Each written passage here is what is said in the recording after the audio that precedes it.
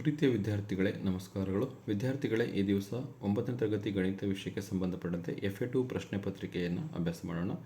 FA2 ಪ್ರಶ್ನೆ ಪತ್ರಿಕೆ ಹಾಗೂ ಮಾದರಿ ಉತ್ತರಗಳನ್ನು ಅಭ್ಯಾಸ ಮಾಡೋಣ. ಇದು LBA ಆಧಾರಿತವಾಗಿ ರಚಿತವಾಗಿದೆ. ಇವತ್ತಿನ ಒಂದು ವಿಡಿಯೋ ನಿಮಗೆ ಇಷ್ಟವಾದರೆ ಪ್ಲೀಸ್ ಲೈಕ್ ಮಾಡಿ, ಶೇರ್ ಮಾಡಿ ಹಾಗೂ ಸಬ್ಸ್ಕ್ರೈಬ್ ಮಾಡೋದನ್ನು ಮರಿಬೇಡಿ. ಫಸ್ಟ್ ಮನಿ ಬರೋಣ. ಈ ಕೆಳಗಿನ ಪ್ರಶ್ನೆಗಳಿಗೆ ಅಥವಾ ಹೇಳಿಕೆಗಳಿಗೆ 4 ಪರ್ಯಾಯ ಉತ್ತರಗಳನ್ನು ನೀಡಲಾಗಿದೆ. ಅವುಗಳಲ್ಲಿ ಸೂಕ್ತವಾದ ಉತ್ತರವನ್ನು ಆರಿಸಿ ಅದರ ಕ್ರಮಾಕ್ಷರದೊಡನೆ ಪೂರ್ಣ ಉತ್ತರವನ್ನು ಬರೆಯಿರಿ ಅಂತಿದೆ. 3 ಪ್ರಶ್ನೆಗಳು, ಪ್ರತಿ ಪ್ರಶ್ನೆಗೆ 1 ಅಂಕ, ಟೋಟಲ್ 3 ಅಂಕ. ಅದರಲ್ಲಿ 1ನೇ ಪ್ರಶ್ನೆ ಬರೋಣ. y ಅಕ್ಷದಿಂದ 4,3 ಬಿಂದುವಿಗೆ ಇರುವ ಲಂಬ ದೂರ ಎಷ್ಟು? ಆಪ್ಷನ್ ಎ 4 ಮಾನಗಳು, ಆಪ್ಷನ್ ಬಿ 3 ಮಾನಗಳು, ಆಪ್ಷನ್ ಸಿ 0 ಮಾನಗಳು, ಆಪ್ಷನ್ ಡಿ 7 ಮಾನಗಳು. 2ನೇ ಪ್ರಶ್ನೆ. ಇಂಡಸ್ ವ್ಯಾಲಿ ನಾಗರಿಕತೆಯ ಕ್ರಿಸ್ತಪೂರ್ವ 3000 ಕಾಲದಲ್ಲಿ ನಿರ್ಮಾಣದ ಕಾರ್ಯದಲ್ಲಿ ಬಳಸಲಾದ ಇಟ್ಟಿಗೆಗಳ ಆಯಾಮಗಳ ಅಳತೆಗಳ ಅನುಪಾತವು? Option A 1:3:4, option B 4:2:1, option C 4:4:1, option D 4:3:2. 3ನೇ ಪ್ರಶ್ನೆ. 2x - 5y 7 ಈ ರೇಖಾತ್ಮಕ ಸಮೀಕರಣ ಹೊಂದಿರುವ ಪರಿಹಾರಗಳ ಸಂಖ್ಯೆ? ಎ ಅಪರಿಮಿತ, ಬಿ 1, ಸಿ 2, ಡಿ ಪರಿಹಾರವಿಲ್ಲ. Second main. ಈ ಕೆಳಗಿನ ಪ್ರಶ್ನೆಗಳಿಗೆ ಉತ್ತರಿಸಿ. 3 ಪ್ರಶ್ನೆಗಳು, ಪ್ರತಿ ಪ್ರಶ್ನೆಗೆ 1 ಅಂಕ, ಟೋಟಲ್ 3 ಅಂಕ. ಅದರಲ್ಲಿ 4ನೇ ಪ್ರಶ್ನೆ. ಒಂದು ಬಿಂದುವಿನ x ನಿರ್ದೇಶಾಂಕ 0 ಆದರೆ ನಕ್ಷೆಯಲ್ಲಿ ಆ ಬಿಂದುವಿನ ಸ್ಥಾನ ಬರೆಯಿರಿ. 5ನೇ ಪ್ರಶ್ನೆ. 3x + 4y 12 ಸಮೀಕರಣದಲ್ಲಿ x 0 ಆಗಿದ್ದರೆ y ನ ಬೆಲೆಯನ್ನು ಕಂಡುಹಿಡಿಯಿರಿ. 6ನೇ ಪ್ರಶ್ನೆ. ಒಂದು ಕ್ರಿಕೆಟ್ ಪಂದ್ಯದಲ್ಲಿ ಇಬ್ಬರು ಬ್ಯಾಟ್ಸ್ಮನ್ಗಳು ಒಟ್ಟಾಗಿ 81 ರನ್ನುಗಳನ್ನು ಗಳಿಸಿದರು. ಈ ಹೇಳಿಕೆಯನ್ನು ರೇಖಾತ್ಮಕ ಸಮೀಕರಣ ರೂಪದಲ್ಲಿ ಬರೆಯಿರಿ.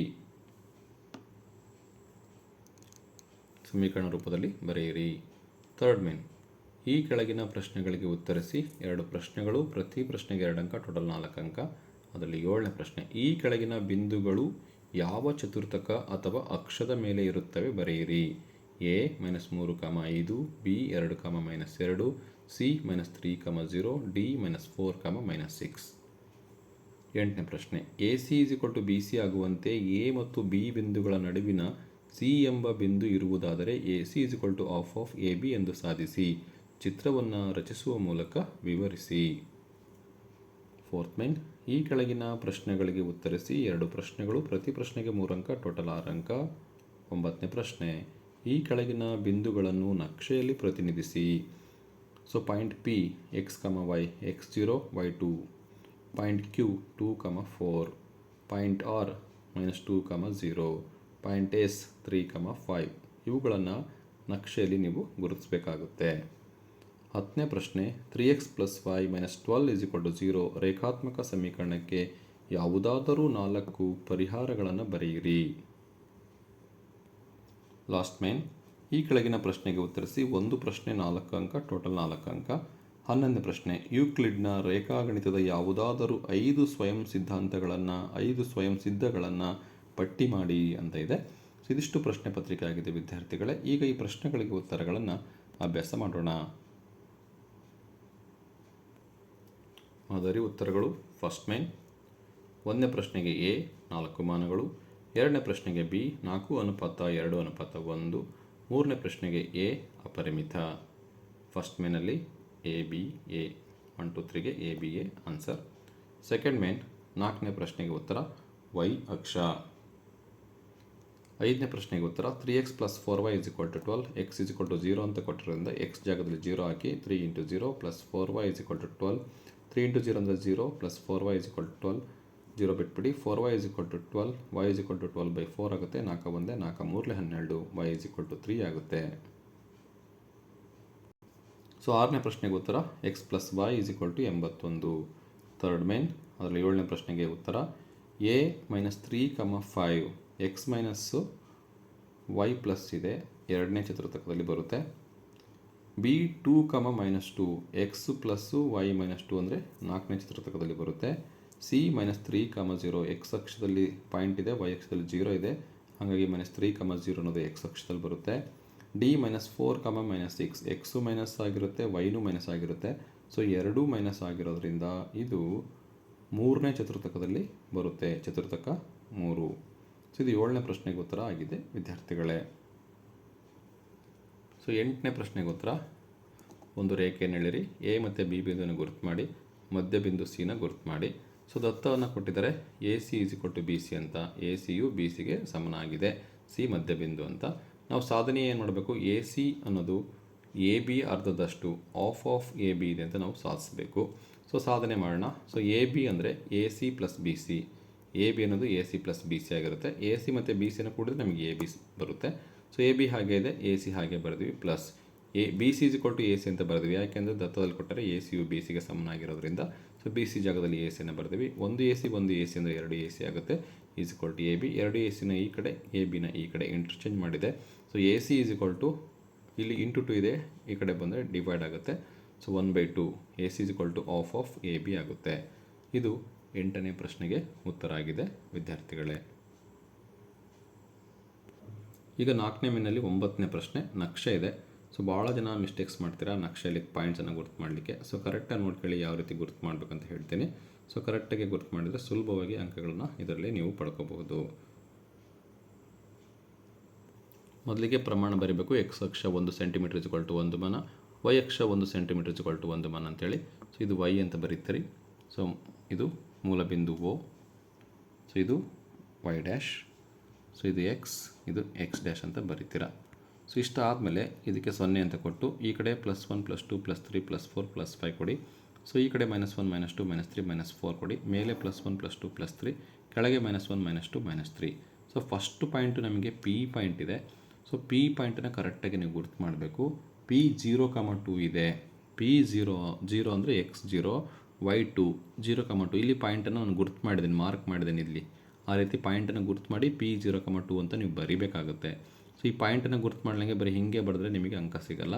So must and should you mark A ಪಾಯಿಂಟನ್ನು ಮಾರ್ಕ್ ಮಾಡಲೇಬೇಕು. ಸೊ 0,2 ಅಂದರೆ ಇದು ಬರುತ್ತೆ.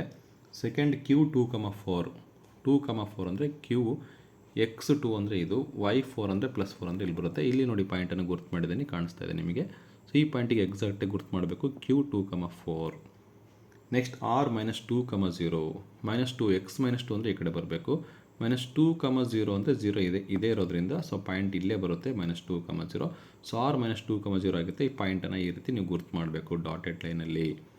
ಹಾಗೆ ಇನ್ನೂ ಒಂದು S3,5 2 ಪ್ಲಸ್ ಇದೆ, 3,5 x3 y5. x3 ಅಂದರೆ ಇಲ್ಲಿ ಬರುತ್ತೆ, y5 ಅಂದರೆ ಮೇಲೆ ಬರುತ್ತೆ. ಇಲ್ಲಿ ನೋಡಿ ಈ ಪಾಯಿಂಟಿಗೆ ಕರೆಕ್ಟಾಗಿ ಎಕ್ಸಾಕ್ಟ್ ಪಾಯಿಂಟ್ ಇಲ್ಲಿ ಗುರುತು ಮಾಡಿದೆ. ಸೊ ಇದು 3 ಮತ್ತು ಇದು 5 ಇಲ್ಲಿ ಬರೋಂಗೆ ಕರೆಕ್ಟಾಗಿ ಈ ಪಾಯಿಂಟನ್ನು ಗುರುತು ಮಾಡಬೇಕು. S3,5 ಅಂತ ಬರಿಬೇಕು. ಈ ರೀತಿ ಗುರುತು ಮಾಡಿದಾಗ ಮಾತ್ರ ನಿಮಗೆ ಅಂಕಗಳು ಸಿಗುತ್ತೆ, ಇಲ್ಲಾಂದರೆ ಯಾವುದೇ ಅಂಕಗಳು ನಿಮಗೆ ಸಿಗಲ್ಲ ವಿದ್ಯಾರ್ಥಿಗಳೇ. ಸೊ ಇದು ನಕ್ಷೆಯಲ್ಲಿ ನಿರ್ದೇಶಾಂಕ ಬಿಂದುಗಳನ್ನು ಯಾವ ರೀತಿ ಗುರುತು ಮಾಡಬೇಕಂತ ನೋಡಿದ್ವಿ. ಈಗ ಮುಂದಿನ ಪ್ರಶ್ನೆಗೆ ಹೋಗೋಣ. ಸೊ 10ನೇ ಪ್ರಶ್ನೆ, 3x + y - 12 = 0 ಇದೆ. ಎಕ್ಸ್ಗೆ ನಾನು 0 ಕೊಡ್ತೀನಿ, 0 ಕೊಟ್ಟಾಗ ಈ ಟರ್ಮ್ 0 ಆಗುತ್ತೆ, y - 12 = 0 ಆಗುತ್ತೆ. 3 × 0 + y - 12 = 0. 3 × 0 ಅಂದರೆ 0 ಪ್ಲಸ್ y ಆಗಿದೆ, -12 = 0. y -12 ಈ ಕಡೆ ಬಂದರೆ +12 ಆಗುತ್ತೆ, y 12. 0,12 ಆಗುತ್ತೆ. ಸೊ ಫಸ್ಟ್ ಪಾಯಿಂಟು 0,12 ಆಯ್ತು ನಿರ್ದೇಶಕ ಬಿಂದು. ಈಗ ವೈಗೆ 0 ಕೊಡೋಣ. ಸೊ ಈ ಟರ್ಮ್ಗೆ 0 ಕೊಟ್ಟರೆ 3x = 12 ಆಗುತ್ತೆ. ಹೇಗೆ ನೋಡೋಣ, 3x + y ಅಂದರೆ 0, -12 ಹಾಗೆ ಬರ್ತೀನಿ, = 0. 3x 0 ಬಿಟ್ಬಿಡಿ, -12 = 0. 3x = -12 ಈ ಕಡೆ ಹೋದರೆ +12 ಆಗುತ್ತೆ. x 12/3 ಅಂದರೆ 3 1 3 4 x 4. So x 4, y 0. First x point ಬರೀಬೇಕು, ಆಮೇಲೆ y ಪಾಯಿಂಟ್ ಬರೀಬೇಕು. 4,0 ಇಲ್ಲಿ 0,12. ಈಗ x 1 ಹಾಕೋಣ.